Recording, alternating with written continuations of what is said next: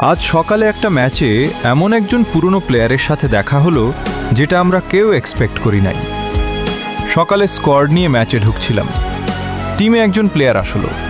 তার ID, dress আর খেলার style দেখে মনে হচ্ছিল সে অনেক পুরনো প্লেয়ার। ম্যাচ চলার সময় আমরা জিজ্ঞেস করলাম, ভাই কতদিন ধরে খেলেন? সে হালকা হেসে বলল, যখন এই গেমে অনেক কিছুই ছিল না তখন থেকেই।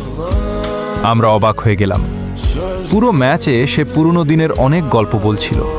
কিভাবে আগে ম্যাচ জিতলে আলাদা আনন্দ লাগতো, কিভাবে পুরনো টিমমেটদের সাথে রাত জেগে খেলতো, আর কিভাবে একে একে সবাই গেম ছেড়ে চলে গেছে।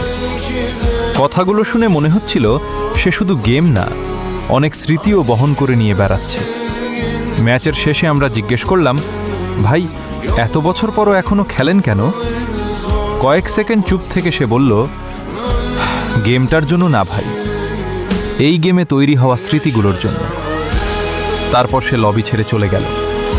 আমরা কয়েক সেকেন্ড চুপ ছিলাম, কারণ বুঝলাম কিছু মানুষ গেম খেলে জেতার জন্য,